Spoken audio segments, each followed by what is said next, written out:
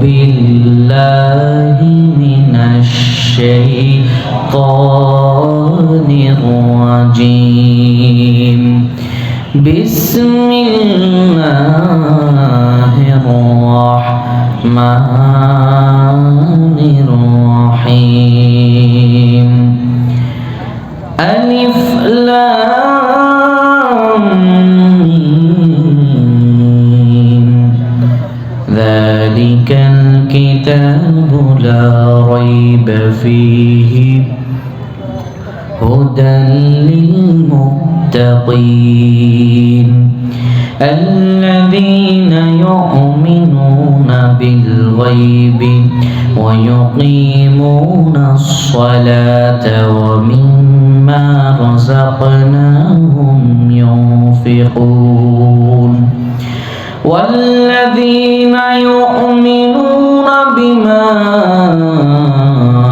أنزل إليك وما أنزل من قبلك وبالآخرة هم يوقنون أولئك على هدى من ربهم وأولئك هم المفلحون صدق الله العظيم صدقه رسوله النبي الكريم إن الله وملائكته يصلون على النبي يا أيها الذين آمنوا صلوا عليه وسلموا تسليما اللهم صل على محمد وعلى آل محمد كما صليت على إبراهيم وعلى آل إبراهيم إنك حميد مجيد اللهم بارك على محمد وعلى آل محمد كما باركت على إبراهيم وعلى آل إبراهيم إنك حميد مجيد সম্মানিত ভাইরা আমি আপনাদের সামনে পবিত্র কোরআনুল কারীমের সূরাতুল বাকারার 5টি আয়াত তেলাওয়াত করেছি এর ভিত্তিতে কথা বলবো আল্লাহ যেন বলার তৌফিক দান করেন বলেন আমিন পবিত্র কোরআনুল কারীমে এই সূরাটির ক্রমিক নাম্বার হচ্ছে 2 সূরাটি নাজিল হয়েছে মদিনায় পবিত্র কোরআনুল কারীমে সূরাগুলোকে 2 ভাগে বিভক্ত করা হয়েছে কোন সূরা হচ্ছে মাক্কি কোন সূরা হচ্ছে মাদানী এটি রাসূলুল্লাহ সাল্লাল্লাহু আলাইহি ওয়াসাল্লামের একটি সিরাতের একটি সৌন্দর্য যে বিশ্বনবী মুহাম্মদ রাসূলুল্লাহ সাল্লাল্লাহু আলাইহি ওয়াসাল্লামের জীবদ্দশার 2টি পর্ব একটি হলো মাক্কি জীবন আরেকটি হলো মাদানী জীবন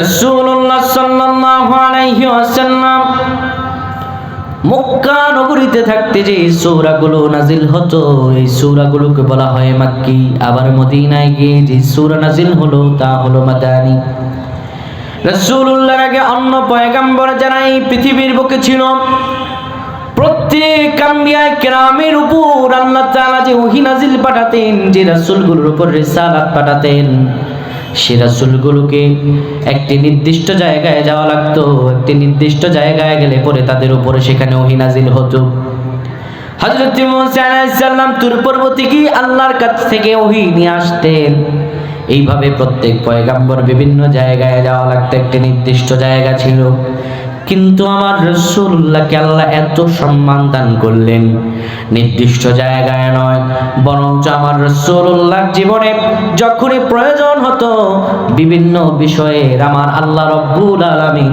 সঙ্গে সঙ্গে আয়াতে কারিমা নাজিল করে সমাধান করে দিতেন সুবহানাল্লাহ কবেন না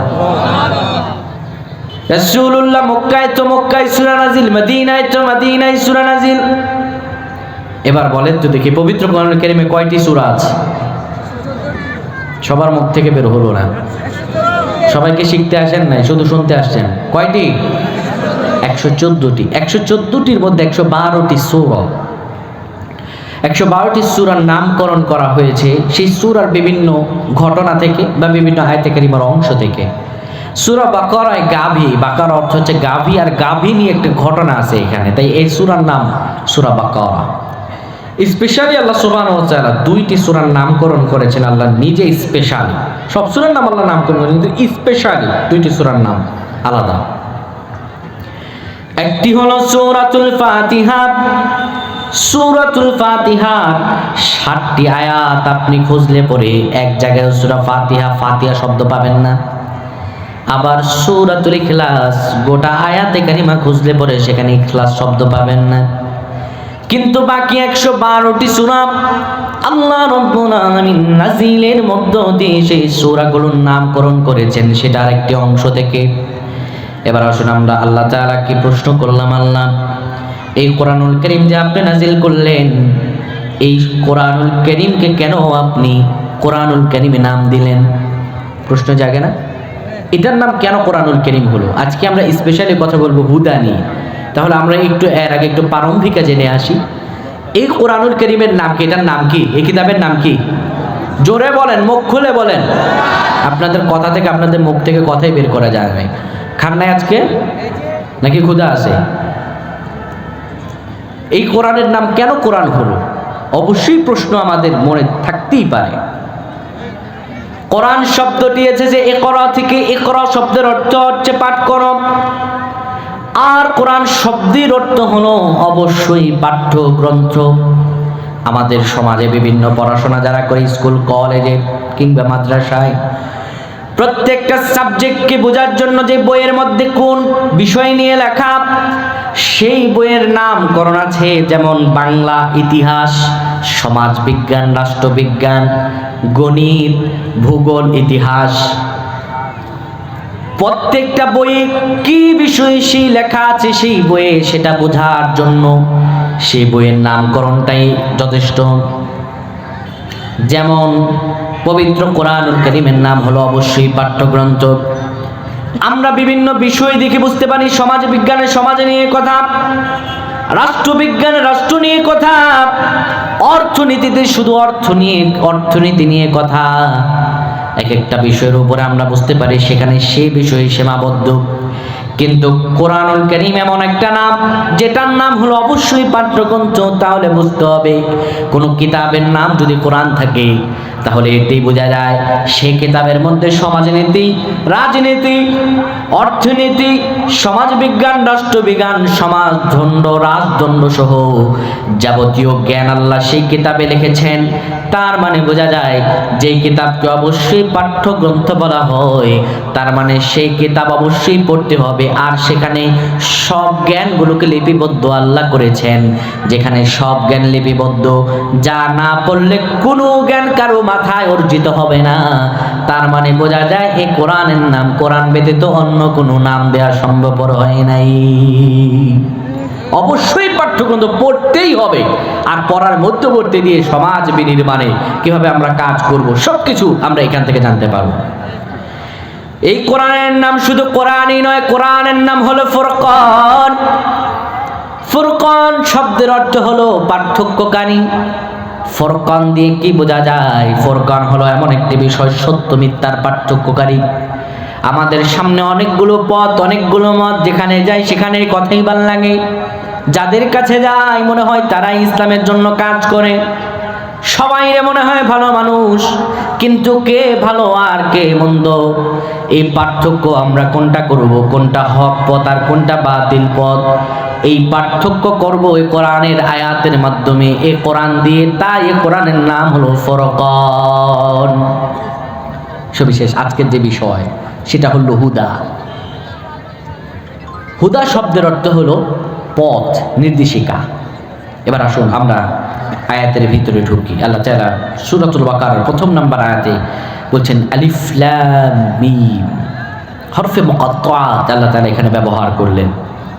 হরফে মুকাত্তাআত যে সূরাগুলোতে ব্যবহৃত হয়, যেমন হামিম, ইয়াসিন, বিভিন্ন এই হরফে মুকাত্তাআত যে বিচ্ছিন্ন শব্দগুলো ব্যবহার করা হয়, এটি ব্যবহারের মধ্যে আরেকটি হাকিকত হলো সেই সূরাকে আল্লাহ তাআলা একটু অন্য সূরাগুলো থেকে গুরুত্বপূর্ণভাবে উপস্থাপন করছেন।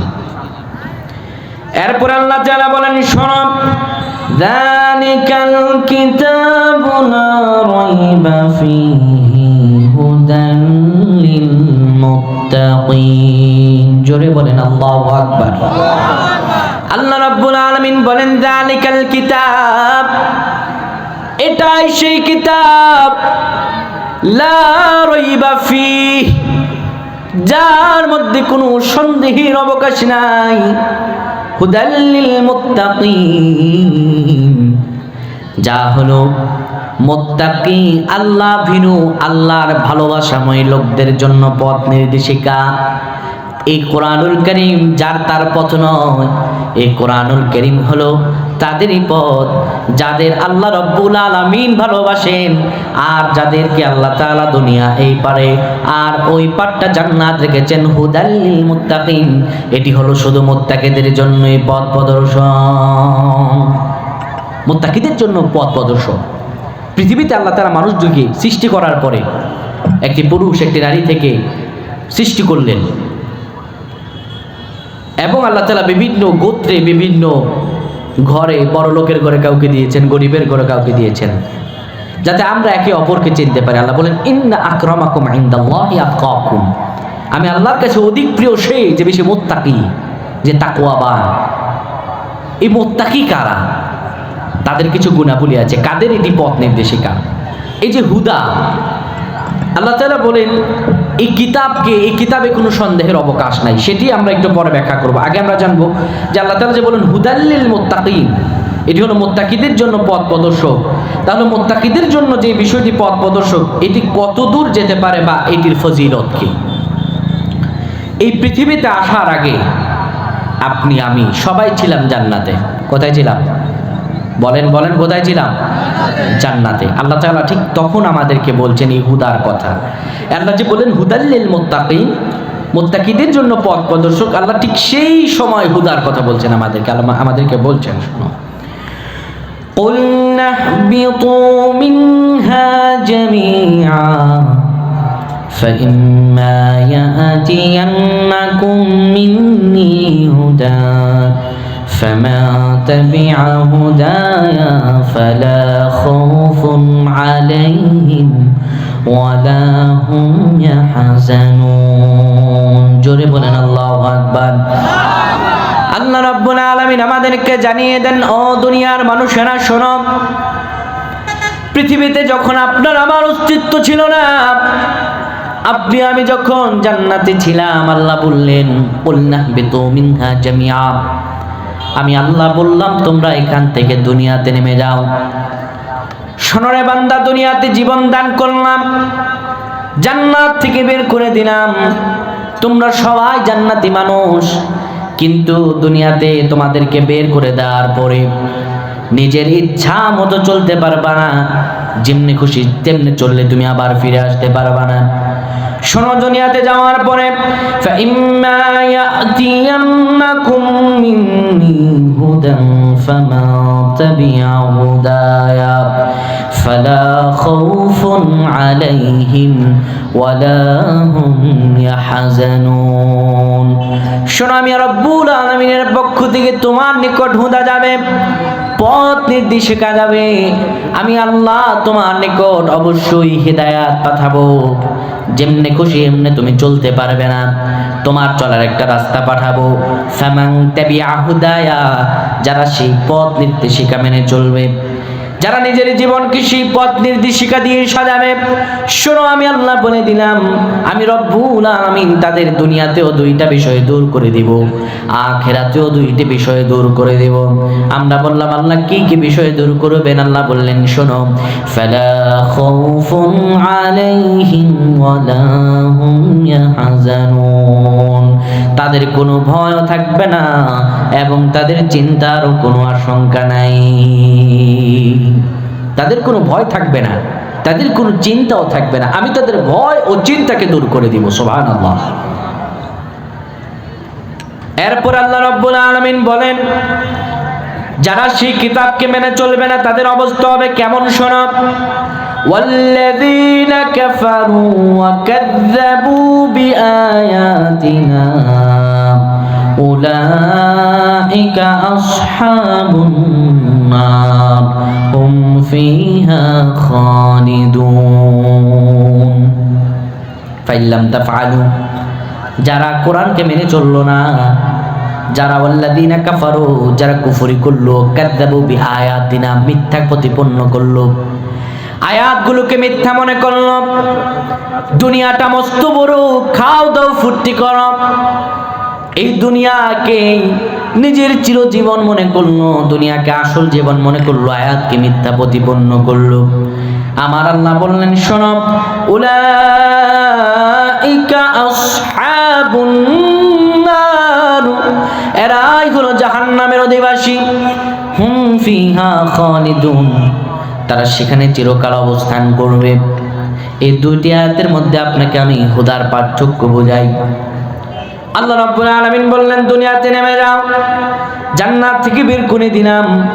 যদি জান্নাতের মানুষ আবার জান্নাতে ফিরে আসতে চাও, নিজের ইচ্ছা মতো চললে পরে জান্নাতে ফিরে আসতে পারবা না, যেমনে খুশি তেমনে চললে পরে জান্নাতে ফিরে আসতে পারবা না। অবশ্যই তোমার জীবনকে চলার জন্য আমি আল্লাহ একটি পথ নির্দেশিকা পাঠাবো। ফামান তাবিয়া, যারা সেই পথ নির্দেশিকা মেনে চলবা, ফালা খাউফুন, কোনো ভয় থাকবে না, ওয়ালা হুম ইয়াহজানুন, কোনো চিন্তাও থাকবে না।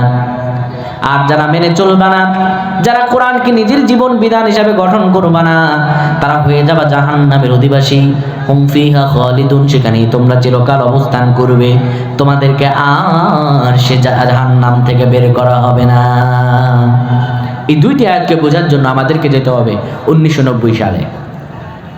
1990 ডিসেম্বর মাসে আমেরিকার ক্যাপ কেনেডিতে অ্যাপোলো 11 তিনজন নভোচারী দিয়ে প্রথমে চাঁদে রকেট পাঠায়। যে রকেটের নাম ছিল অ্যাপোলো 11, যে রকেটটি সেকেন্ডে 8 মাইল গতিবেগে ছুটতে পারত। আল্লাহু আকবার, 8 মাইল গতিবেগে প্রত্যেক সেকেন্ডে চলতে পারত। আমেরিকার ক্যাপ কেনেডিতে একটি নিয়ন্ত্রণ ঘাঁটি তৈরি করে রাখা হয়, আর তিনজন নভোচারীকে যাদেরকে চাঁদে পাঠাবে তাদেরকে ডেকে বলা হয়, বাবারা এদিকে আসো, তোমাদেরকে এই যে অ্যাপোলো 11 এই রকেটটা দিয়ে চাঁদে পাঠাচ্ছি, শোনো তোমরা চাঁদে যাও। এই আমাদের এই ক্যাপ কেনেডির যে নিয়ন্ত্রণ ঘাঁটি, এই নিয়ন্ত্রণ ঘাঁটির সঙ্গে তোমাদের সর্বাক্ষণিক যোগাযোগ থাকবে।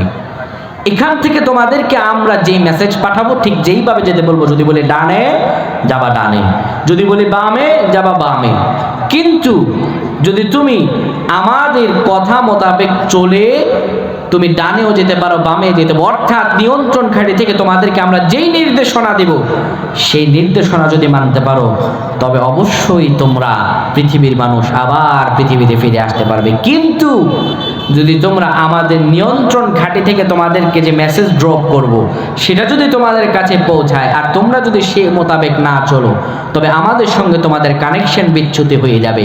আর কানেকশন বিচ্যুত হয়ে গেলে পরে, তোমাদের সঙ্গে আমাদের ডিসকানেক্ট হয়ে গেলে পরে তোমরা আর পৃথিবীর মানুষ পৃথিবীতে ফিরে আসতে পারবে না। সেই অ্যাপোলো 11 তো তিনজন নভোচারী আমেরিকা থেকে চাঁদের উদ্দেশ্যে রওনা হলো। সেকেন্ডে 8 মাইল গতিবেগে চাঁদের সেই ছোট্ট চন্দ্র তরিতে করে তারা চাঁদের মাটিতে নেমেছিল।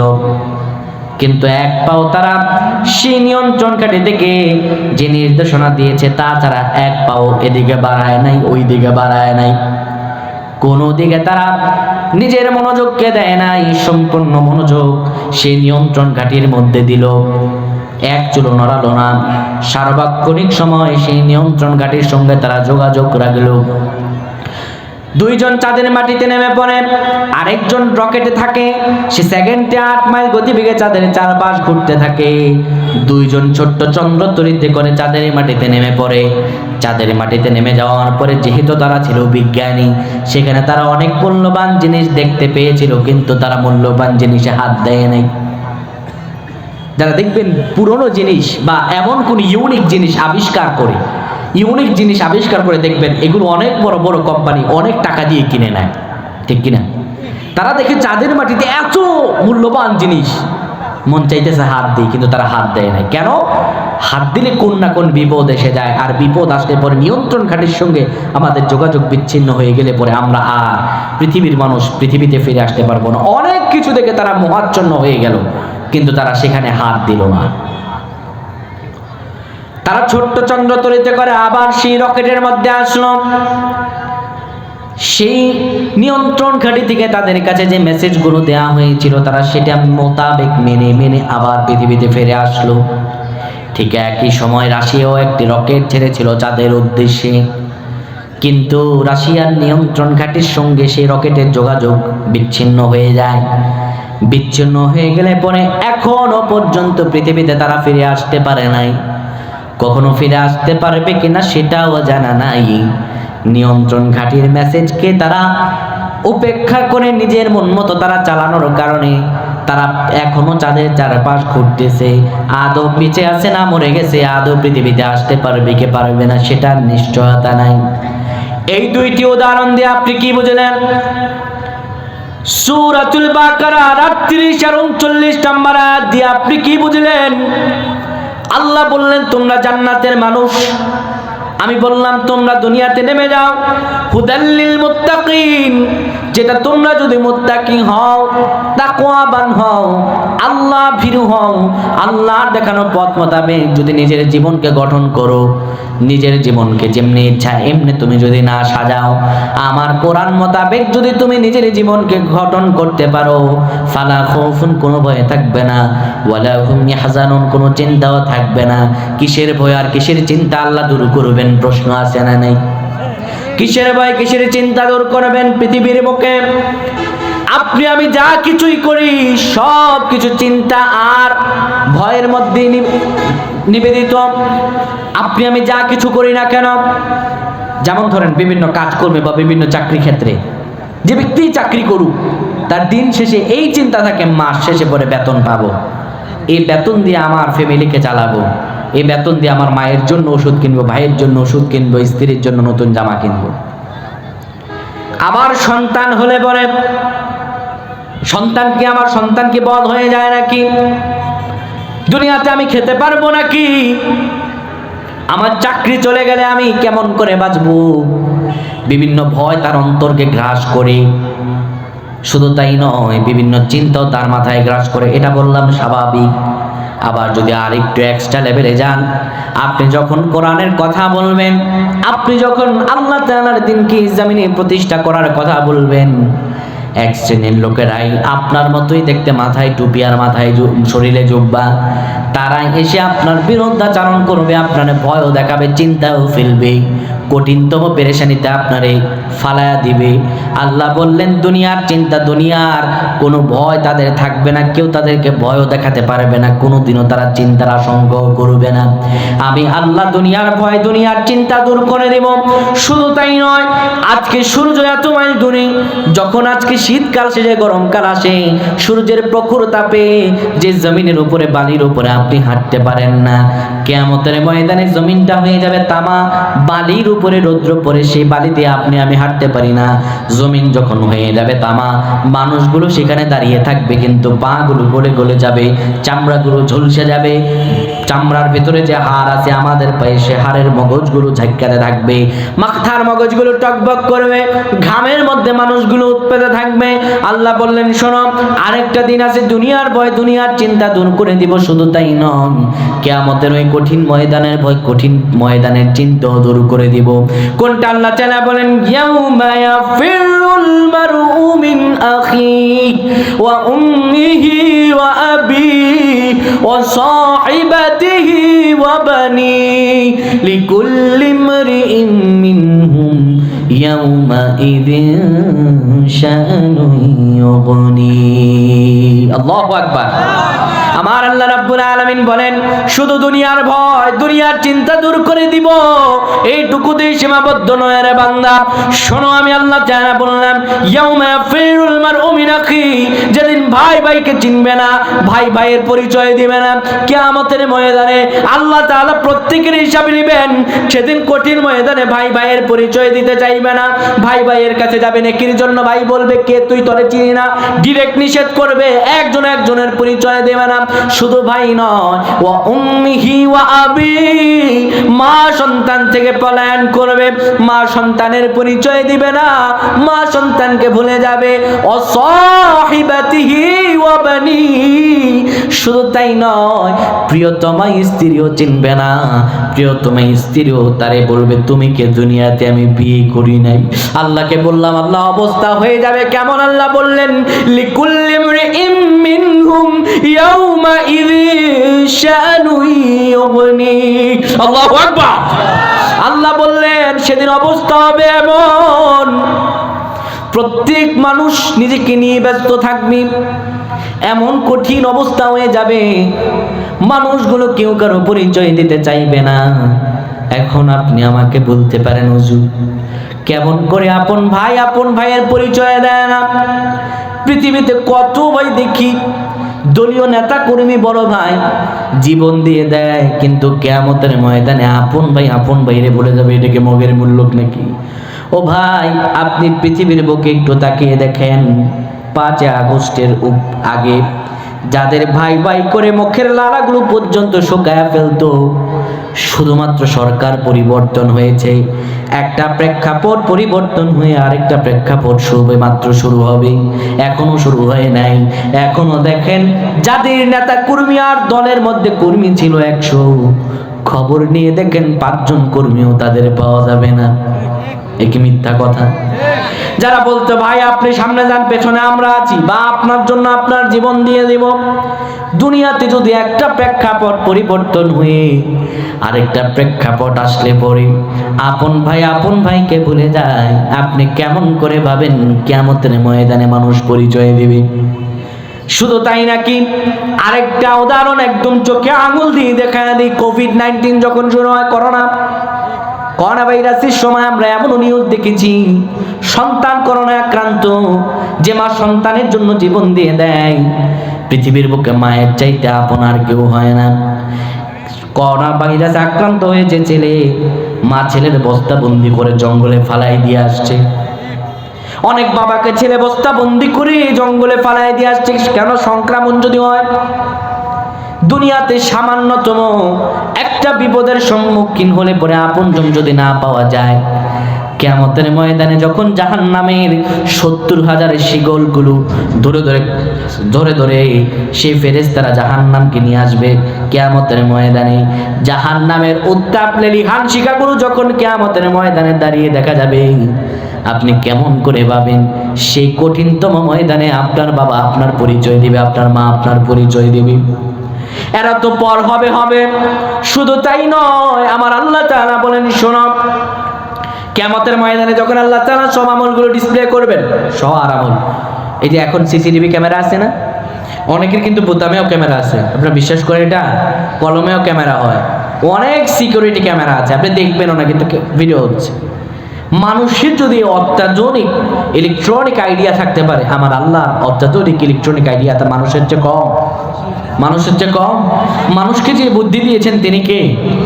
অবশ্যই আল্লাহ রাব্বুল আলামিন বুদ্ধি মানুষকে দিয়েছেন। তো মানুষের যদি স্বাভাবিক জ্ঞানে এতটুকু তার আইডিয়া থাকতে পারে, তো আমার আল্লাহর কি থাকতে পারেন না? শুধু তাই নয়, কিরামান কাতিবিনা ইয়ামালুনা মা তাফআলুন, আপনার আমার পাশে কিরামান কাতিবিন আছে, আপনি আমি যা করি সব লিপিবদ্ধ হয়ে যায়। আর লিপিবদ্ধগুলো ভিডিও আকারে যখন কিয়ামতের ময়দানে দেখানো হবে, মানুষগুলো নিজের অপকর্ম দেখবে। বাবা জানে না ছেলের পাপ, ছেলে জানে না বাবার পাপ, সবগুলো দেখার পর বলবে আল্লাহ এগুলো আমি ভুলেও করি না, এগুলো এডিটিং করা যায়। বলবে আল্লাহ এটা এডিটিং করছে, এটা আমি ভুলেও করি না, আমি না, এই আমার মাথা কাইটা লাগাই দিস। সেদিন আল্লাহ রাব্বুল আলামিন বলবে না এগুলো এডিটিং করা যায়, মনে করবে আল্লাহ পুরো একদম অরিজিনাল এডিট, সারা জীবন ভিডিও এডিট করছি আমি। এবার আল্লাহ রাব্বুল আলামিন বলবেন তাহলে আমি একটা কাজ করি, আল-ইয়াউমা নাখতিমু আলা আফওয়াহিহিম ওয়া তুকাল্লিমুনা আইদিহিম ওয়া তাশহাদু আরজুলুহুম বিমা কানু ইয়াকসিবুন। আল্লাহ রাব্বুল আলামিন এই কথা শোনার পরে মানুষের মুখটারে বন্ধ করে দেবেন, কারণ মুখ দিয়ে তো সব চাপাবাজি। ভোটের আগে বলে সব রাস্তা সমান করে দিব, এলাকায় একটা গরিব মানুষও থাকবে না, সব এনে দিব। ভোটের পরে দেখা যায় উন্নয়নের জোয়ারে রাস্তা এমন ভাঙা ভাঙছে, একজন ডেলিভারি মা যদি প্রসব বেদনায় কষ্টে মা যদি রাস্তা দিয়ে যায়, রাস্তায় প্রসব অটোমেটিক হয়ে যাবে, ডাক্তারের কাছে আর যাওয়া লাগবে না। এমন রাস্তা নাই আমাদের বাংলাদেশে। রডের বদলে বাস ঢুকায় দেয় এমন ভদ্রলোক নাই আমাদের দেশে। আর সবাই মুফতি মুহাদ্দিস আল্লাহর ওলি। কোথায় আছে? রাজশাহীতে নাই, আরো বেশি আছে।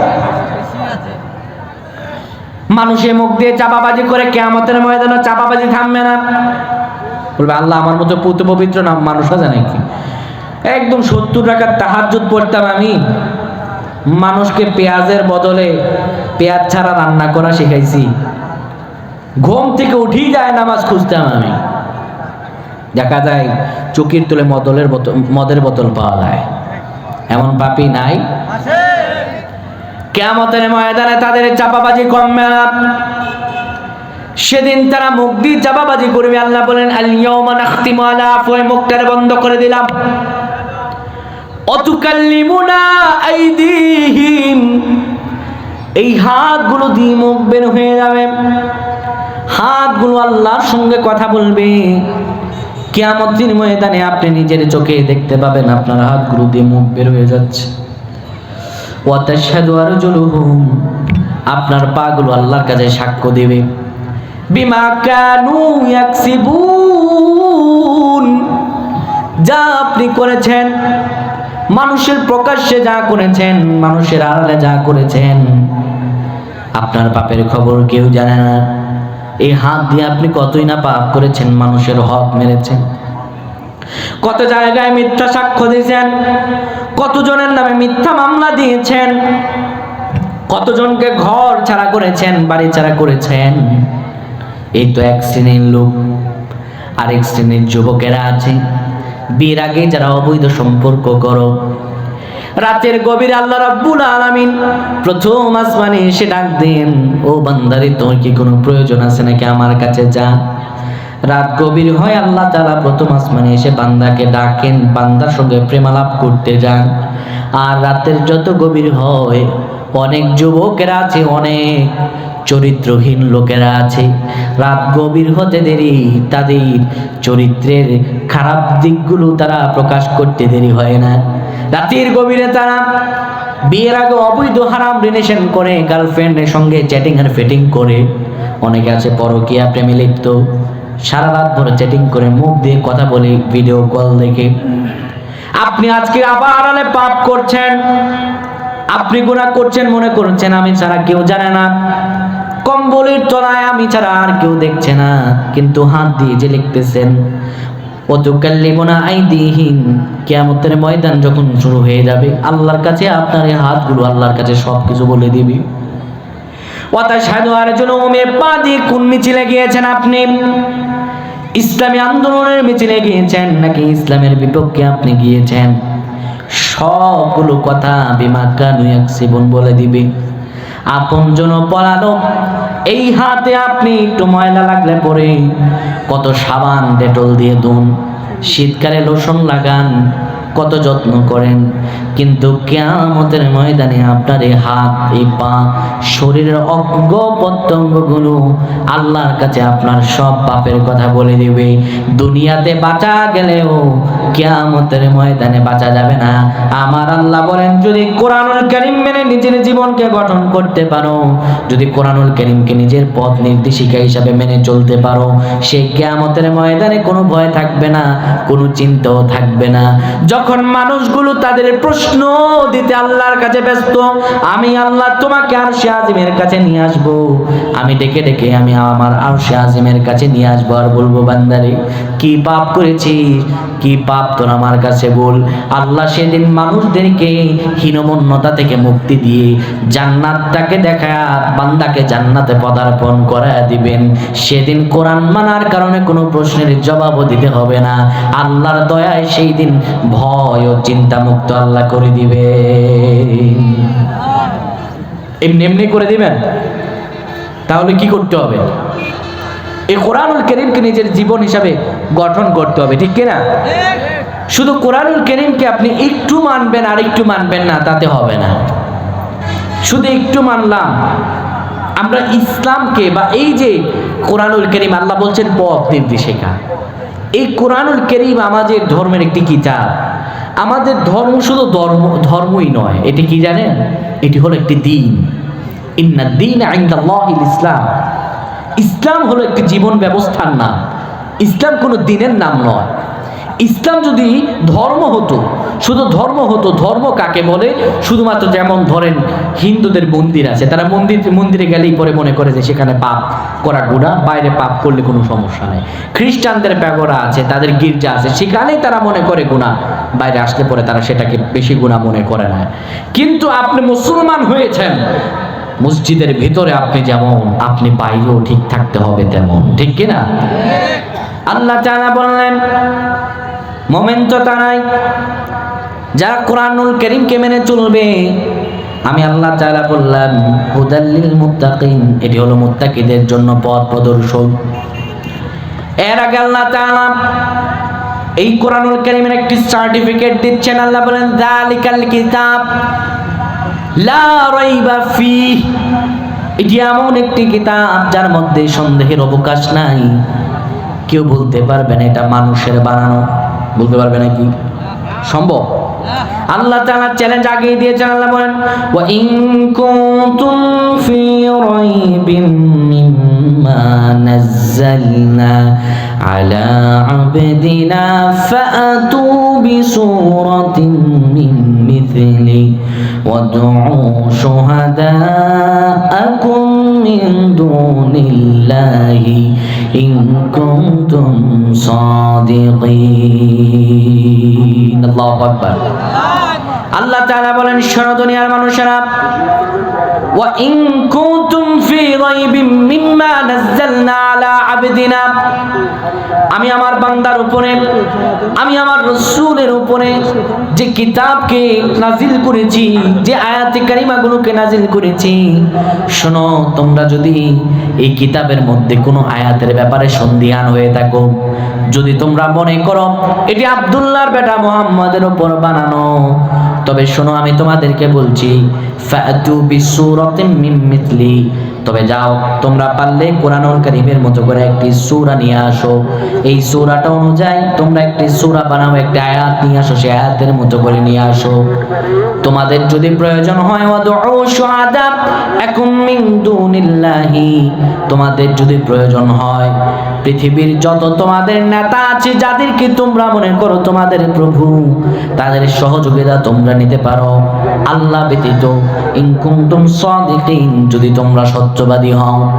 পৃথিবীর বুকে এই একটি মাত্র কিতাব, যে কিতাবের শুরুতেই লেখা এটির মধ্যে কোনো ভুল নাই, ভুল হওয়ার অবকাশও নাই। এও আল্লাহ তাআলা চ্যালেঞ্জ ছুড়ে দিলেন, যদি তোমাদের সন্দেহ হয় এটি মানুষের বানানো, যদি তোমাদের মনে হয় এই কিতাব তোমাদের কারো বানানো, তবে আমি তোমাদেরকে বলে দিলাম তোমরা পারলে এর মতো করে সূরা নিয়ে আসো। বলেন তো দেখি এই কোরআনের মতো করে আরেকটা আয়াত আনা যাবে কি? আনা যাবে? আল্লাহ তাআলা আসে আগেই বলে দিয়েছেন ফা ইল্লাম তাফআলু ওয়া লান তাফআলু ফাত্তাকুন নারাল্লাতী ওয়াকুদুহান নাস ওয়াল হিজারা উইদ্দাত লিল কাফিরিন। আল্লাহ বললেন না, কখনোই সম্ভব নয়। ফাইল্লাম তাফআলু, আর কোশ্চিন কালেও সম্ভব নয়। ওয়ালান তাফআলু, আর যদি মনে করো এটি তোমার জন্য অবশ্যই সম্ভব নয়, ফাত্তাকুন নারাল্লাতী ওয়াকুদুহান নাস ওয়াল হিজারা, তবে ভয় করো জাহান্নামের আগুনকে, যে আগুনের ইন্ধন হবে মানুষ এবং পাথর, যে আগুনকে আমি প্রস্তুত করে রেখেছি উইদ্দাত লিল কাফিরিন, যারা কুফরি করবে, যারা আয়াতকে অস্বীকার করবে, যারা আয়াতকে মিথ্যা প্রতিপন্ন করবে। কোরআনুল কারীমের আপনি আয়াত যতগুলো আপনি বলবেন, সবার কাছে তাফসীর শুনতে ভালো লাগবে, কিন্তু আপনি কি বিশ্বাস করেন গোটা কোরআনের সব আয়াত সবার কাছে ভালো লাগবে না? এটা কি বিশ্বাস আপনার হয়? কথা কয় না। বিশ্বাস হয় না? অবশ্যই বিশ্বাস হয়। আপনি ধরেন আমি এতক্ষণ যে আপনাদের কাছে ওয়াজ করলাম, কত সুন্দর কথা বললাম, যদি কেউ কোরআন মেনে চলে তাহলে তার কোনো ভয় নাই, জাহান্নামের কোনো ভয় নাই, সোজা চেলচেলায়া জান্নাত, একদম সহজ পদ্ধতি। কিন্তু এই কোরআনুল কারীমের আয়াতগুলো যখন আপনি পড়বেন আর পড়ার মধ্যবর্তী দিয়ে আপনি যখন পড়বেন আলা লাহুল খলকু ওয়াল আমর, সাবধান এই জমিন যা, এখানে আইন চলবে তার। যখন আপনি পড়বেন না নাকিমুদ্দিনের আয়াত, দিন প্রতিষ্ঠা করা, ঠিক তখন আপনার কাছে ভালো লাগবে না। রাসূলুল্লাহ সাল্লাল্লাহু আলাইহি ওয়াসাল্লামের উপরে যখন কোরআন নাজিল হয়েছিল, ঠিক সেই সময় কাফেররা কিন্তু সরাসরি বাধা দেয় নাই। তারা কিন্তু মোটেও বাধা দেয় না। প্রথমে বলছে আরে কত ধর্ম, কত এদিকে আসলো ওদিকে আসলো, আব্দুল্লাহর বেটা মুহাম্মদ কুরাইশ বংশের আমাদের ভাতিজাই হয়, কি আর করবে, একটু করুক দেখি তার দলে কয়জন শামিল হয়। কিন্তু সত্য তা সুরভিত, তা পুষ্পের ন্যায়, যা সত্য তা সুন্দর আর সুরভিত, যে সুরভিত হয়ে ভ্রমরেরা বিভিন্ন সুরভি ফুলের মধ্যবর্তী দিয়ে মধু সংগ্রহ করে, ঠিক একইভাবে আরবের লোকেরা তারা তাদের ঈমানকে তালাশ করেছিল রাসূলুল্লাহর উপর প্রেরিত হেদায়েতের মাধ্যমে। সুবহানাল্লাহ। আল্লাহ তাআলা যে বললেন তোমার উপরে আমি হুদা পাঠাবো, পথ নির্দেশিকা পাঠাবো, এই পথ নির্দেশিকাকে পরিপূর্ণ মানার নাম কি? আল্লাহ তাআলা ঈমানদারদেরকে ডেকে বলছেন শোনো ও ঈমানদারেরা, ইয়া আইয়ুহাল্লাযীনা আমানু দুখুলু ফিস-সিলমি কাফা ওয়ালা তাত্তাবিউ খুতুওয়াতিশ শাইতান ইন্নাহু লাকুম আদুউম মুবিন। আল্লাহ তাআলা বলেন ওহে যারা ঈমান এনেছো, যারা নিজেদেরকে মুমিন দাবি করো, তোমরা যদি হুদার মধ্যে, হুদা অর্থাৎ পথ নির্দেশিকা হিসেবে কোরআনকে মেনে চলতে চাও, শোনো আমি আল্লাহ তাআলা বললাম উদখুলু ফিস-সিলমি কাফা, পরিপূর্ণ ইসলামে প্রবেশ করা লাগবে। পরিপূর্ণ ইসলামে প্রবেশ করলে পরে তখনই তুমি পথ নির্দেশিকা হিসেবে কোরআনকে মেনে চলতে পারবা। শোনো এই কোরআনুল কারীমকে নিজের পথ নির্দেশিকা হিসেবে মেনে চলার পরে শোনো ওয়ালা তাত্তাবিউ খুতুওয়াতিশ শাইতান, তুমি শয়তানের পদাঙ্ককে অনুসরণ করো না। কোরআনুল কারীমকে নিজের জীবন বিধান হিসেবে গ্রহণ করার পরে তুমি অন্য কোনো কিছুর পথে পা বাড়ায়ও না। পথ নির্দেশিকা তোমার মুমিনদের পথ হবে একটা। মুমিনদের পথ কয়টা? কোন মুমিনদের পথ একটা? ওই যে বললাম যারা হিদায়াত মেনে চলবে তাদের কোনো ভয় নাই, তাদের কোনো চিন্তা নাই, তারা দুনিয়ায় এপারে ওই পারে জান্নাত। আর যারা কাফের তারা দুনিয়াতে আসবে ঠিকই, কিন্তু ড্রাইভার হয়ে জাহান্নামে চলে যাবে। আল্লাহ বললেন শোনো এই কোরআনুল কারীমকে মেনে চললে পরিপূর্ণ ইসলামে প্রবেশ করেছো তুমি, আর পরিপূর্ণ প্রবেশ করার পরে শয়তানের পদাঙ্ককে অনুসরণ করো না। ইন্নাহু লাকুম আদুউম মুবিন, নিশ্চয়ই শোনো শয়তান হলো তোমাদের চিরতর দুশমন, প্রকাশ্য শত্রু। শয়তানের পদাঙ্ক অনুসরণ করো না। আপনি কোরআনুল কারীমকে হিদায়াত হিসাবে গ্রহণ করলেন, গোটা একটা অঙ্ক আপনি সাজান, সৃজনশীল অঙ্ক, 2 পৃষ্ঠা 3 পৃষ্ঠা লিখলেন। লেখার পরে আপনি যখন লাস্টে রেজাল্টের কাথায় গেছেন, রেজাল্টের জায়গায় শুধু একটা সংখ্যা ভুল লিখছেন, 2 থেকে 3 পৃষ্ঠা সৃজনশীল অঙ্ক লিখছেন, শেষে রেজাল্টের এখানে এসে ভুল লিখছেন, আপনার অঙ্কতে মার্কস দিত 10, এখন দেবে কত বলেন? কেন? আপনারা 2-3 পৃষ্ঠা লিখলেন। আপনি কিছু ইসলাম মানলেন, কিছু অংশ কোরআনের মানলেন, কিছু অংশ দিয়ে নিজের জীবন সাজালেন, মসজিদে নামাজ পড়লেন কোরআন দিয়ে, নিজের বাবার দোয়া পড়ালেন কোরআন দিয়ে, নিজের জানাজা পড়ালেন কোরআন দিয়ে, কিন্তু আপনার ব্যক্তিগত জীবনে কোরআন নাই, পারিবারিক জীবনে কোরআন নাই, অর্থনীতি জীবনে কোরআন নাই, সমাজ জীবনে কোরআন নাই। শুধু সমাজ জীবনেই নয়, আপনার রাষ্ট্রীয় জীবনেও কোরআন নাই। আপনি কোনোদিনও কোরআনুল কারীমকে হিদায়াত ও পথ নির্দেশক হিসাবে গ্রহণ করেন নাই। যারা পথ নির্দেশিকা হিসেবে গ্রহণ করবে তারা পুরো কমপ্লিটলি গ্রহণ করবে, আর যারা গ্রহণ করবে না, একটু মানবে না, আল্লাহ তাআলা বলেন তাদের জন্য দুনিয়াতে অপমানকর শাস্তি, শুধু দুনিয়াতে নয় এবং আখিরাতেও তাদের জন্য যন্ত্রণাদায়ক শাস্তি। এই কোরআনুল কারীমের কিছু আয়াত যাদের ভালো লাগবে না, রাসূলুল্লাহর উপরে যখন কোরআন নাজিল হলো, এই কোরআনুল কারীম তারা রাসূলুল্লাহর উপর নাজিল হলো, রাসূলুল্লাহর বিরুদ্ধাচরণ কাফেররা প্রথমে করলো না। যখন রাসূলুল্লাহ বললেন এই কোরআনুল কারীম দিয়ে নিজের জীবনকে পরিচালনার পাশাপাশি সমাজ রাষ্ট্র চালাতে হবে, ঠিক তখনই কাফের মুশরিকেরা রাসূলুল্লাহর উপরে বিরুদ্ধাচরণ শুরু করেছিল একদম কঠিনভাবে, ঠিক কিনা? প্রথমে তারা এতটুকু বাধা বা এতটুকু কঠিন খারাপ অবস্থায় তারা বাধা সৃষ্টি করে নাই, কিন্তু পরবর্তীতে বাধা সৃষ্টি করা একমাত্রই কারণ ছিল, কারণ এটি তো পথ নির্দেশিকা, এটি ব্যক্তিগত জীবন, পারিবারিক জীবন, রাষ্ট্রীয় জীবন, সামাজিক জীবন, সব ক্ষেত্রে মানা লাগবে। এবার তাদের তো মাথা খারাপ, যদি সৌদ বৃত্তি বন্ধ হয়ে যায়, যদি দেখা যায় যে সমাজের মধ্যে আমরা যেমনি ইচ্ছা তেমনি মদের টেন্ডার দিতে পারি না, যেমনি ইচ্ছা মদের লাইসেন্স দিতে পারি না, চুরি চামারি করে রাস্তাঘাট বেদখল করে বাড়িঘর তুলতে পারি না, যেমনি ইচ্ছে এমনি চলতে পারি না, যখন দেখে নিজের ব্যবসায় ভাটা পড়ে যায় তখন রাসূলুল্লাহকে হত্যা পর্যন্ত চক্রান্ত তারা করেছিল।